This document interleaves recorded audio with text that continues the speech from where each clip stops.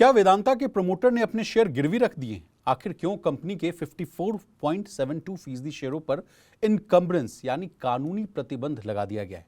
क्या यह कंपनी पर बढ़ते कर्ज का संकेत है या फिर विदेशी निवेशकों का भरोसा जीतने की रणनीति?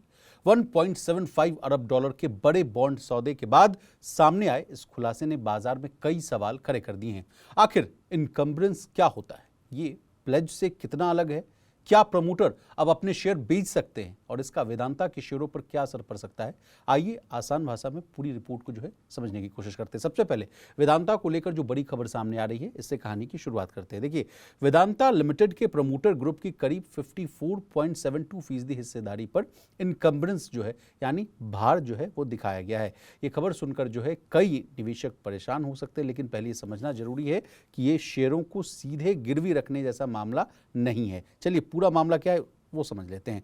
वेदांता की पेरेंट कंपनी वेदांता रिसोर्सेज ने विदेशों में 1.75 अरब डॉलर यानी लगभग अगर आप इसको इंडियन करेंसी में कन्वर्ट करेंगे तो ये रकम 15,000 करोड़ से ज़्यादा की बैठती है। तो इसको जुटाने के लिए बॉन्ड जारी किए हैं, यानी कंपनी ने निवेशकों से उधार लिया है। इस उधार के बदले कुछ शर्तें मानी गई है। इन्हीं शर्तों के तहत वेदांता लिमिटेड के प्रमोटर ग्रुप के शेयरों पर इनकम्बरेंस यानी भार या समझिए प्रतिबंध वो दर्ज किया गया है। अब बार बार इस कहानी में इनकम्बरेंस शब्द का इस्तेमाल हो रहा है, तो इसका मतलब क्या होता है ये समझ लेते हैं। देखिए, इनकम्बरेंस का मतलब है कि शेयरों पर कुछ कानूनी या कॉन्ट्रैक्चुअल प्रतिबंध लगा दिए गए हैं, यानी शेयर प्रमोटर के पास ही रहेंगे, प्रमोटर उनका मालिक भी रहेगा, लेकिन वो इन शेयरों के साथ मनमर्जी से कोई भी फैसला नहीं ले सकता।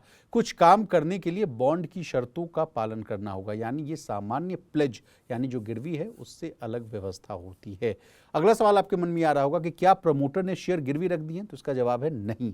कंपनी ने साफ कहा है कि ये प्लेज नहीं किया गया है, बल्कि बॉन्ड जारी करने की शर्तों के तहत शेयरों पर कुछ प्रतिबंध वो लगाए गए हैं, यानी फिलहाल शेयर बैंक या किसी फाइनेंशियल इंस्टीट्यूशन के पास गिरवी नहीं रखे गए हैं।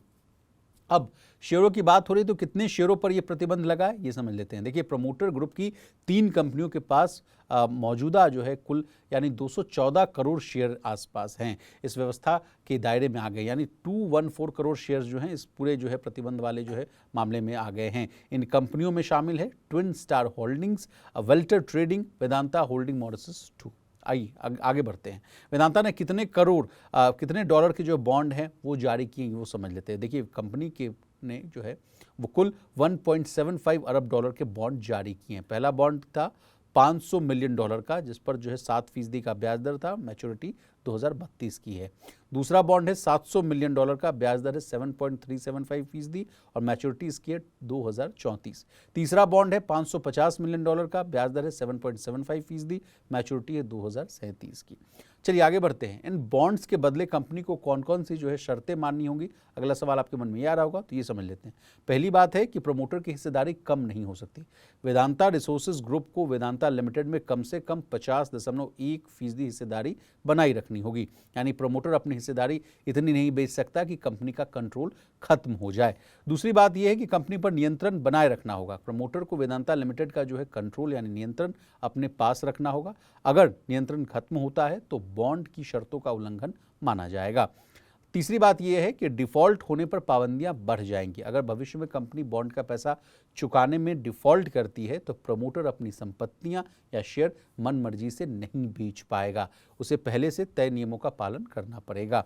अब चलिए इस कहानी में GLAS एजेंसी यानी जो हांगकांग से जुड़ी हुई मामला है, GLAS एजेंसी लिमिटेड की क्या भूमिका है वो समझ लेते हैं। देखिए, ये कंपनी सिक्योरिटी ट्रस्टी है, यानी ये बॉन्ड खरीदने वाले निवेशकों के हितों की रक्षा करेगी। अगर कोई शर्त टूटती है तो ये निवेशकों की ओर से कार्रवाई कर सकती है।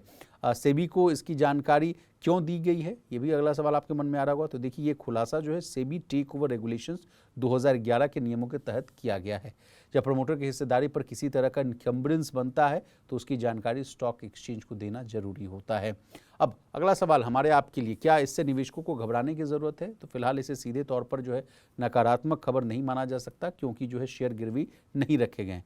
कंपनी ने सिर्फ बॉन्ड की सुरक्षा के लिए कुछ कानूनी शर्तें जो हैं स्वीकार की हैं। ऐसी व्यवस्था बड़े अंतर्राष्ट्रीय बॉन्ड सौदों में अक्सर देखने को मिलती है। हालांकि बाजार की नज़र जो है इस बात पर रहेगी कि कंपनी जो है भविष्य में अपने कर्ज का जो है प्रबंधन है, जो मैनेजमेंट है, कितनी अच्छी तरह करती है और इन शर्तों का उसके कारोबार पर क्या असर पड़ता है। तो ये रही वेदांता लिमिटेड को लेकर ताज़ा अपडेट। आपको हमारी ये डिटेल रिपोर्ट कैसी लगी कमेंट करके जरूर बताइएगा। इसी तरह देश, दुनिया और बिजनेस जगत से जुड़ी तमाम ताज़ा तरीन खबरों के लिए बने रहिए हमारे साथ। देखते रहिए मनी9।